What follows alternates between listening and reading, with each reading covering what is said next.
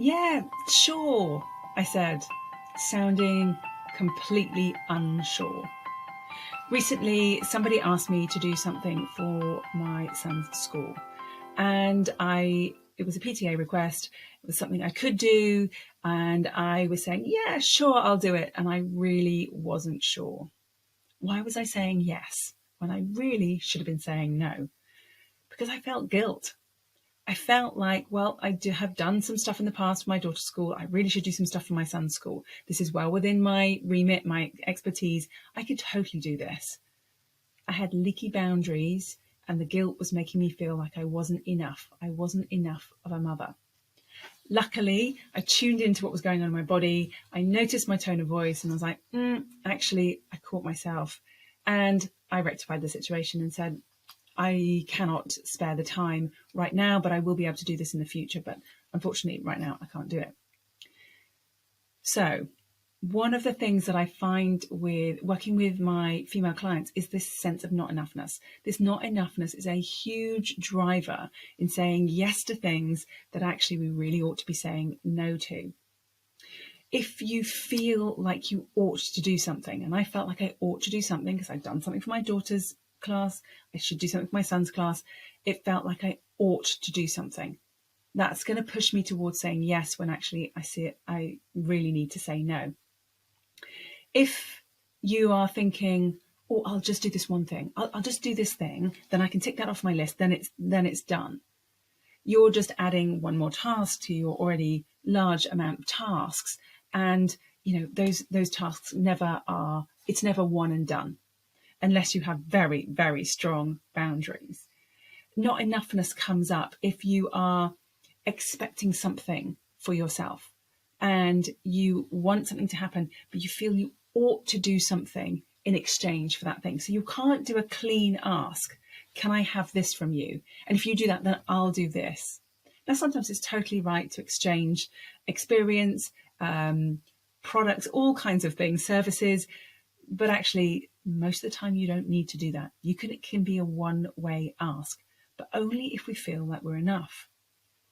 And the other thought that kind of comes in on with this thing is like, oh, well, I've said yes now. I'll just make it work. I'll find a way for this to happen. But actually, it's you that loses out. You lose out in headspace, you lose out in time, you lose out in energy, and it can be really, really challenging. So if you find yourself thinking any of those things, I ought to do something, I'll just do this one thing, well, if I want them to do this, I ought to do that, or I'll just make it work, then you've said yes when really you meant to say no, and that has stemmed from not feeling like you are enough. So here's a couple of examples of things that you can do, ways that you can say no to things that might feel a little bit more comfortable. So one of the ways I suggest to my clients to do this is to say, I am really honoured. So acknowledge the request first of all. I'm really honoured that you've asked me to be part of X. I know this is really, really important to you, to the organisation, to whatever it might be. And I would absolutely love to be part of it.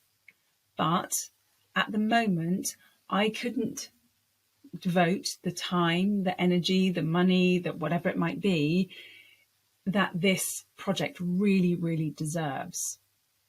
And then at that point you get to choose. It's like, well, but I could do this for you, or I can suggest somebody else that can do it, or I could do it next year. So you are giving some conditions to what you could and couldn't do. Now, if somebody's asked you to do something as a volunteer position, that is a great way of responding. It feels nice, it feels genuine, it feels empathetic to their situation, but it is also backing you. It is choosing you in that scenario. If you genuinely don't have the time, the energy to do that thing, or you simply just don't want to, that is a really nice way of turning down the offer. Now, it's a pretty different scenario when that comes up at work, because obviously you're paid by an organisation to do something. And if your boss or somebody else is asking you to do a particular task, you don't quite have the freedom to say, well, I'm super honoured, but I just don't have the time right now. Except you kind of do as well. So one of the things my clients have been doing and using within their organisations is a similar kind of format. So it's saying, listen, I can see this project is really, really important, and I can see how it fits into the greater goals, and I can see how it's going to benefit the team, the organization, our clients, the community, whatever it might be. I can see all of those things. And I am, I'm honored, I'm really excited to be involved in this type of thing. And this is important, so it's an and, not a but. And I'd love your input on looking at our timelines, looking at the current projects that are running, to determine which project we can reduce the amount of energy, time, resources that are being put into it, so that we can focus on this one. Because often the person that's asking you to do this particular task, this new task, may not have a full view on all the other things that you and your team, your organization are responsible for. And as I said in video 2, when we say yes to something else, we're saying no to other things. There's only a certain amount of bandwidth that your team can manage. Now, if they can take this new project on and there's no impact on the rest of the things that you're responsible for, great. If you take this on and it suddenly means that everybody is now working 3 extra hours a week, a day, whatever it might be, there's going to be an impact. There's going to be an impact on motivation. There's going to be an impact on health. There's going to be an impact on mental health.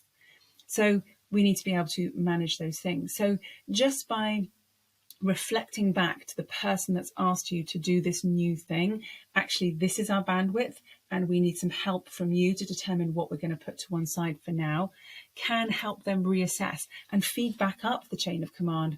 Actually, we're going to have to think about how we prioritize these things, because they're all important, but what is most important right now? Because big organizations do have a habit of having multiple priorities, which makes none of them a priority in the end. Essentially, when we are saying no to anything, we want to have a genuine and honest conversation. We're not trying to manipulate. We're not trying to be difficult. We're not trying to make it difficult for the other person. We can appreciate the difficulty that they have. We can appreciate the needs that they have. But we don't necessarily have to say yes to everything just because it's presented. In order to do that, we need to be present. We need to be present to what's going on inside of us and what is going on with the other person. We also need to know that we are enough, and that we don't need to prove ourselves to anybody, but we do need to choose ourselves. So we have to back ourselves. We have to back our knowledge of our team, of our bandwidth, of our capabilities. We have to back our knowledge of ourselves and our personal bandwidth and what we're capable of right then and there. And because if we do that, we're saying yes to the right things and we're saying no to the right things as well. And then that expands the opportunities that are going to come your way.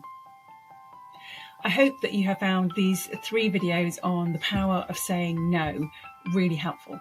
If you have, please hit subscribe.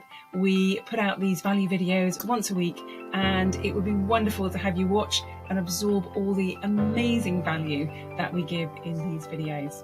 If you hit the bell, then you will also be notified when the new videos arrive. Thank you for taking the time to watch this. I really appreciate it. Please feel free to say no to the subscription and the bell as well, but make it a conscious one. Take care and we'll speak soon. Bye now.